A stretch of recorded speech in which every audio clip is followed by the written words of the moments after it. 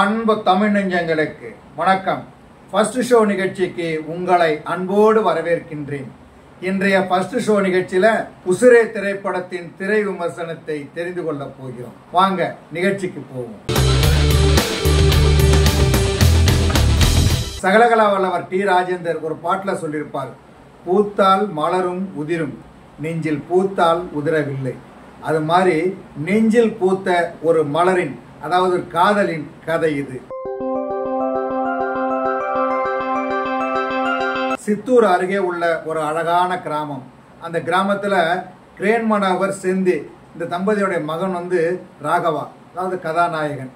இவர் நண்பர்களோட விளையாடுவாரு, ஜாலியா சுத்துவாரு, தண்ணி அடிப்பாரு, இப்படி சுத்திக்கிட்டு இருக்கிறவர். இருந்தாலும் கல்குவாரியில வேலை பார்ப்பாரு. அந்த ஊருக்கு ராகவாவின் எதிர் வீட்டுக்கு குடி வருகிறார் கதாநாயகி ஜனனியும் அவரது அம்மா மந்த்ராவும். ஜனனியை பார்த்ததுமே எல்லாருக்கும் பிடிச்சு போயிடும்.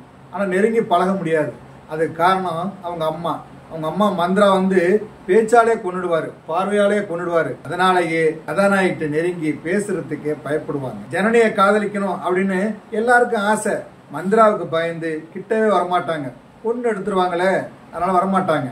ஆனா கதாநாயகன் போட்டி போடுவாரு. நான் காதலிக்கிறேன், பேசுறேன், பழகிறேன் அப்படின்னு நண்பர்கள்ட்ட சொல்லுவாரு. அதே மாதிரி ஜனனிட்ட பேசுறதுக்காக நிறைய முயற்சி பண்ணுவார். ஒரு முறை கதாநாயகிட்ட பேசுறதுக்கு முயற்சி பண்ணும்போது அதை மந்த்ரா பாத்துறாங்க. பொண்ணுகிட்ட பேசுறதுக்கு உனக்கு என்ன யோக்கியதை இருக்குது, குடிச்சிட்டு சுத்துறவன் தானே நீ, காலி பைய அப்படி சொல்லிட்டு காலில் கிடக்கிற செருப்பு எடுத்துக்கிட்டு பலார் முகத்துல அடிச்சிருவாங்க. அதனால கதாநாயகனுக்கு அவமானமா போயிடும், அவங்க குடும்பத்துக்கே அவமானமா போயிடும். அம்மா வேதனைப்படுவாங்க, அப்பா வேதனைப்படுவாரு. அப்பா தட்டிக்கை கிளம்பு போனா அவரையும் அடிக்கிறதுக்கு நம்ம முயற்சி பண்ணோம். ஒரு மரியாதையை விலகிடுவாரு. ஒரு பொம்பளை தனியா இருக்காங்க, 4 ஆம்பளைங்களோட சிரிச்சு பேசுனா அப்புறம் பிரச்சனை பண்ணுவாங்க அப்படி சொல்லி அந்த அம்மா ஒரு கட்டுப்பாடா இருக்குது. அதனால இந்த மாதிரி இருக்கிறது சரிதான் அப்படின்னு மகனுக்கே புத்திமதி சொல்லுவாரு. ஜாக்கிரதையாயிரு அப்படின்னு சொல்லி வைப்பாரு. ஆனா காதல் சும்மா இருக்குமா? மகனை சும்மா விடாது. கோயில் திருவிழா ஒரு நாளைக்கு எல்லாருமே கோயிலுக்கு போயிடுவாங்க. கதாநாயகன் வந்துருவாரு, கதாநாயகி வந்துருவாங்க. 2 பேருமே மொட்டை மாடியில் நின்று பேசிக்கிட்டு இருப்பாங்க. அது சந்தோஷமா இருக்கும் இல்லையா? தனியா இருக்கும்போது அந்த சந்தோஷத்தை பகிர்ந்துக்குவாங்க. அப்போ மந்த்ரா வந்துருவாங்க. பார்த்தா சும்மா இருப்பாங்களா? சண்டை போடுறாங்க. நீ எப்படி வந்தியோ அதே மாதிரி இங்கேருந்து கிளம்பிடு அப்படின்னு பையன்கிட்ட சொல்லிட்டு பொண்ணை 2 ஆறாரைவாங்க. அன்னைக்கு ராத்திரிய மகள் ஜனனிய இந்த ஊர்ல இருக்கக்கூடாதுன்னு சொல்லி சித்தூர்ல இருந்து வேலூருக்கு அனுப்பி வச்சிருவாங்க. இது கதாநாயகனுக்கு தெரிஞ்சதும் சும்மா இருப்பாரா? பைக் எடுத்துட்டு கிளம்பிடுவாரு. வேலூர்ல ஒவ்வொருத்தருவா சுத்துவாரு, எங்கேயாவது கிடைப்பாங்களான்னு. டெய்லி வேலூர் போறதான் வேலை. அங்கதான் போய் சுத்துவாரு, தேடுவாரு. ஒரு நாள் கண்டுபிடிச்சிருவாரு. அப்போது சில உண்மைகளை சொல்கிறார் கதாநாயகி. நம்மளுடைய காதல் கல்யாணத்துல முடிய வேண்டும் என்றால் நீ இதையெல்லாம் செய்ய வேண்டும் என்று கூறுகிறார். என்ன விலை கொடுத்தாவது தன்னுடைய காதலியை வாங்க வேண்டும் என்று ஆசைப்படுகிறார். அப்படி என்ன சொன்னார் கதாநாயகி, அதற்காக கதாநாயகன் என்னவெல்லாம் செய்கிறார் அப்படிங்கிறது தான் இந்த படத்தின் மீதி கதை. இந்த படத்தில் ராகவா என்கிற கதாபாத்திரத்தில் நடித்திருக்கிறார் டி.ஜே. அருணாசலம். அசுரன் படத்துல தனுஷோட மூத்த மகனாக நடித்து நம்மிடையே கவனம் ஈர்த்தவர்.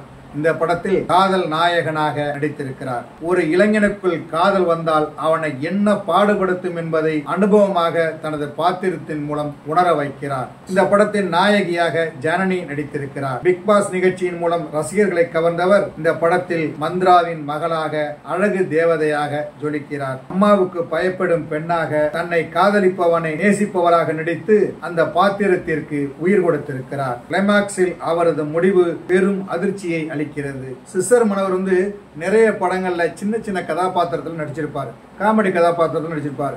ஆனா இந்த படத்துல சென்டிமெண்டான ஒரு நல்ல அப்பாவாக, கதாநாயகனின் அப்பாவாக நடிச்சிருக்கிறார்.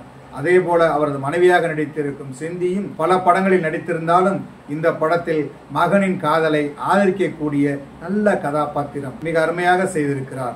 ஆண் துணை இல்லாமல் குடும்பத்தின் முழு பொறுப்பையும் ஏற்றுக்கொண்டு நடத்துகின்ற கஷ்டத்தை உணர்ந்து நடித்திருக்கிறார் நாயகியின் அம்மாவாக நடித்திருக்கின்ற மந்த்ரா. பணத்துக்காக அவர் செய்கின்ற காரியங்கள் அதிர்ச்சி அளிக்கிறது. டி.ஜே. அருணாசலத்தின் நண்பர்களாக தங்கதுரை, பாவல் நவநீதன் என பலர் நடித்திருக்கிறார்கள். அவர்கள் எல்லோருமே கதைக்கு உதவவும் கதாபாத்திரங்களுக்கு உதவுகின்ற பாத்திரத்திலும் நடித்திருக்கிறார்கள். பெரும்பாலான காட்சிகள்ல குடிச்சுக்கிட்டே இருக்காங்க.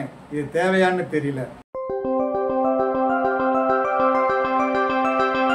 இந்த படத்திற்கு மார்க்சி சாய் ஒளிப்பதிவு செய்திருக்கிறார்.